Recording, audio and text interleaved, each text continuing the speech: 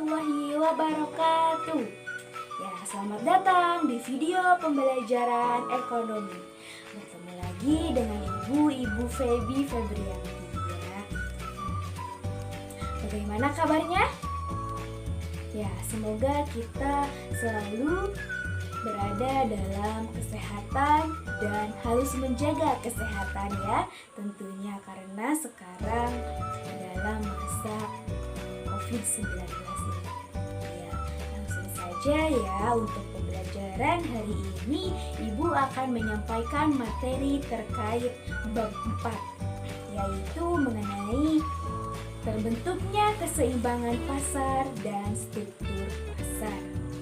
Nah, langsung saja untuk materi pembelajarannya, yaitu kalian dapat memahami pengertian dan faktor yang mempengaruhi tentang permintaan dan penawaran, terus fungsi permintaan dan penawaran, yang selanjutnya menganalisis kurva dan hukum dari permintaan dan penawaran, dan yang terakhir yaitu proses terbentuknya harga keseimbangan pasar. Langsung saja, apa itu permintaan? Ada yang tahu di sini? Nah, permintaan atau demand ini merupakan barang dan jasa yang mampu dan ingin dibeli oleh konsumen pada berbagai tingkat harga dan pada periode tertentu. Selanjutnya yaitu faktor-faktor yang mempengaruhi permintaan. Apa saja sih? Di antaranya itu faktornya itu merupakan ada pendapatan masyarakat, ada jumlah penduduk ya. Terus ketersediaan barang pengganti. Nah, selanjutnya mengenai hukum dari permintaan. Ya, hukum permintaan ini berbunyi, jika harga atau barang jasa tersebut naik, maka jumlah barang yang diminta tersebut akan turun. Begitupun sebaliknya. Nah, lanjut ke fungsi permintaan.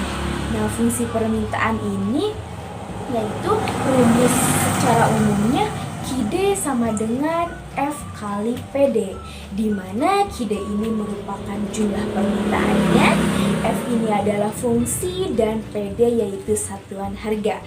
Ya, itulah mengenai permintaan. Nah, selanjutnya kita ke penawaran. Nah, lalu apa sih penawaran? Nah, penawaran ini merupakan banyaknya barang dan jasa yang tersedia ya.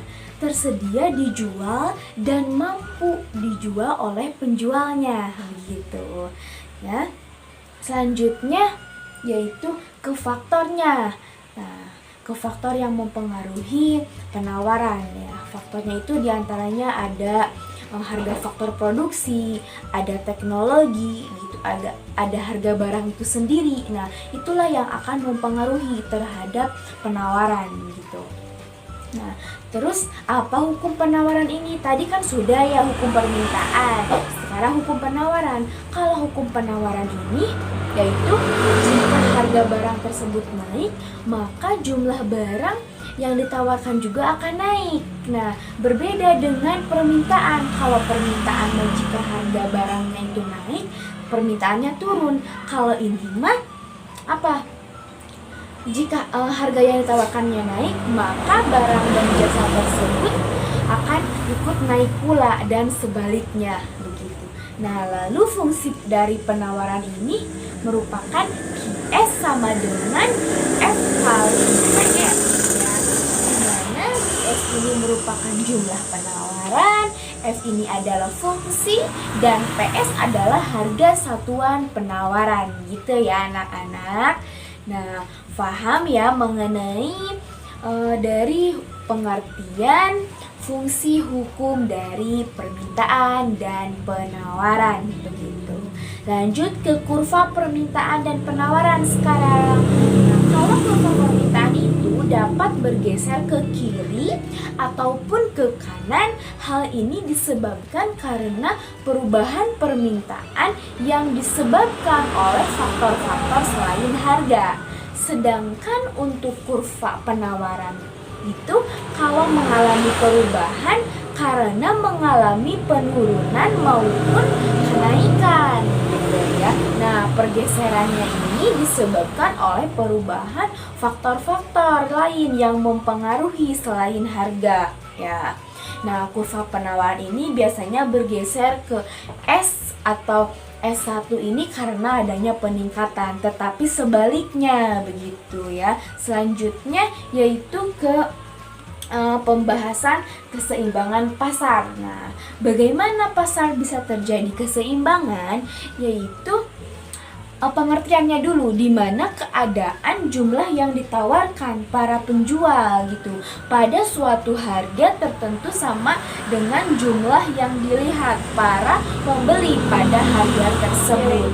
Nah, harga yang terbentuk pada keseimbangan pasar ini disebut harga keseimbangan ya anak-anak. Nah, lanjut ke terus bagaimana cara menentukan keseimbangan pasar tersebut, yaitu ada 3 cara. Yang pertama dengan menggunakan angka, yang kedua dengan menggunakan cara matematik. Nah, dengan menggunakan cara matematik ini rumusnya QD sama dengan QS, di mana QD ini merupakan fungsi dari permintaan sedangkan QS merupakan fungsi dari penawaran. Nah, yang ketiga yaitu dengan menggunakan kurva. Ya, keseimbangan pasar ini terjadi pada saat kurva penawaran berpotongan dengan kurva permintaan. Dapat dilihat ya, ini S itu merupakan supply, D itu demand, di mana terjadi titik keseimbangannya di E gitu ya, di titik E. Nah,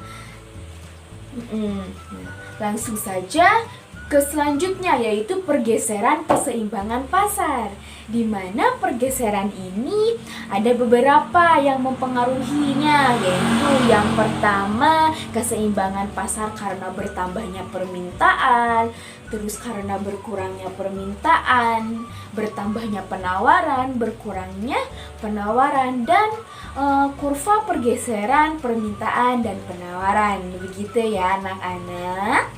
Nah, mungkin untuk pembelajaran mengenai keseimbangan pasar dan struktur pasar ini sampai sini materinya. Diharapkan semua yang menonton video ini sampai akhir diharapkan mampu mengerti yang dapat Ibu sampaikan. Ya, terima kasih atas perhatiannya. Selamat bertemu di video selanjutnya.